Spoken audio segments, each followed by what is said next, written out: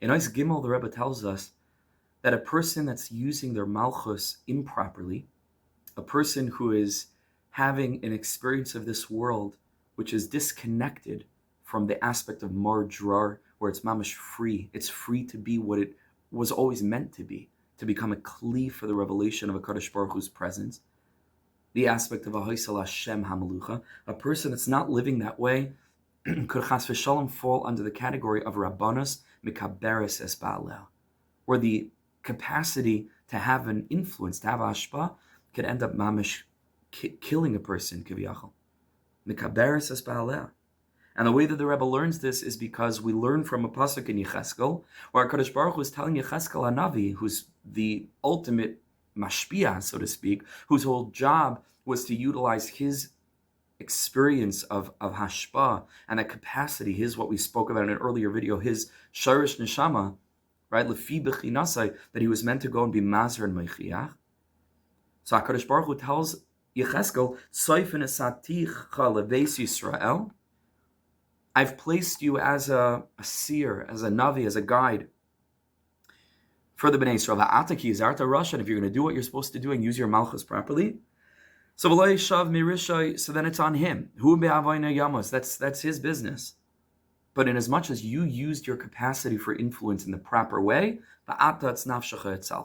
you saved your life. The mashma'us, of course, being that if a person has the capacity for influence, but they use it inappropriately, where their malchus becomes for their own personal manipulation, their own ego, their own selfish ambitions, and they're not using it ki his harta rasha for the proper reason. So then the mashmos is the va'ata es nafshecha, so to speak, lo hitzalta. So ultimately, chas v'shalom, it can lead a person to an experience of the opposite of life.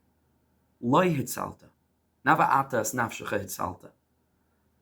And ultimately, says Rebbe Nachman, that's a deeper meaning in the mission of Pirkei Avos, Rabbanos mikaberes es ba'aleh. Rebbe Nachman says, we see from here, and the implication in the pasuk, where if Yecheskel is using the Malchus appropriately, he saved his life, the mashmas being that if they use Malchus inappropriately, chas v'shalom, it's the opposite, says the Rebbe. No, Rabbanos could potentially be mikaberes es ba'aleh if a person is not using it properly.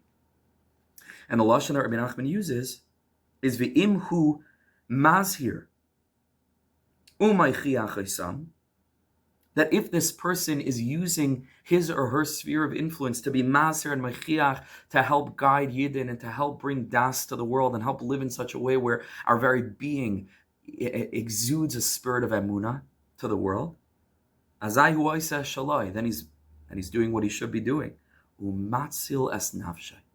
And mamish saves his life. So we just explained how that chas v'shalom, if a person is not living like this, and this of course is another element of what the Rebbe already revealed in Torah in Sicha Beis, rather, that if a person, not in Sicha Beis, I'm sorry, in Ice Beis, that if a person is living with a malchus that's enslaved, so mamela, their whole life is dead. It's a rishayim afilu b'chayim kriya mesim. It's the opposite of dveikus in Hashem. That's chayim kulchem hayayim. It's Shem Rishayim Yerkav. It's the opposite. And that's the aspect of Rabbanos, Mekaberes Es Ba'aleh. So it's the opposite of Matzalas Nafshay. So I once had a thought that I shared a couple of years ago by Kol Nidre. Actually, it was in Dagan, which is a suburb of Efrat. It was a very, very beautiful Yom Kippur that I shared with the Chaver there. And before Kol Nidre, I shared the following idea. David HaMelech says in Tehillim, who's going to be able to access that lofty realm? To stand on Hashem's holy place. And the pasuk, of course, tells us Nikicha Paim Uvar Levav, a person with Nikicha Paim, with clean hands, Ubar Levav, and a pure heart, Shaloi Nasal Hashav Nafshi. And a simple meaning, a simple translation means who hasn't carried my name in vain. That hasn't taken my name in vain, and hasn't sworn falsely. So I was thinking very deeply about this pasuk, and it occurred to me the following idea that Tanya brings in the beginning, that the Gemara Nedarim tells us, or maybe it's a Gemara Nida, I think it's a Gemara Nida, that before a person is brought into the world, before Neshama comes into the Guf, Mashbiyim Oisai, Tehit Tzaddik V'al Tihi Rasha. They make the person promise that they're going to do their very best, Tehit Tzaddik, that they're going to manifest righteousness in the world and not the opposite. Tehit Tzaddik V'al Tihi Rasha. And therein lies the potential for a meaningful life. To come into this world in a shama, in a guf, to manifest a spirit of tzidkus, a spirit of God consciousness.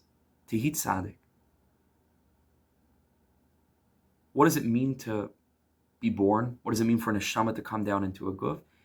Is a spark of HaKadosh Baruch Hu, chelik alikamimal, that comes down below, that we should make for him a dir b'tachtonim. So I'm thinking about this pasuk, and it occurs to me, b'siyata d'shmaya, that a person who's not nekich hapayim and who's not bar levav, so memela asher nasa lashav nafshi, I want to say means more than just he's taking God's name in vain, which means on a simple level. But it turns out asher nasa lashav nafshi. Hashem says, you're carrying asher nasa nafshi, my soul, meaning a chelik mimal lashav. Shenasa lashav nafshi. And it's the opposite of Eloi nishba lemirma. This person has taken that shvu of Tehit Tzaddik lemirma. That's the shvu it's referring to. So only a person who's nikicha payim uvar livav asher loy nasa lashav nafshi. That's not carrying the totality of the divine, the spark, the chelik elokam mimal that contains the whole and the tselem elokim of their neshama, of their guf. Asher loy nasa lashav nafshi, that they're not stam carrying a part kiviyachal of the Ein Sof in themselves lashav for nothing, because v'loy nishba lemirba, because they didn't take that shvua stam, they took it seriously to eat tzaddik. And so ilmatzelas nafshi over here could also mean not just you save your own life and a person's life mamish becomes a life. It's eretz toivo rechava, it's wide, it's alive. It's referring to Hashem. Ilmatzelas nafshai, that we're not carrying Hashem's neshama chas v'shalom in vain.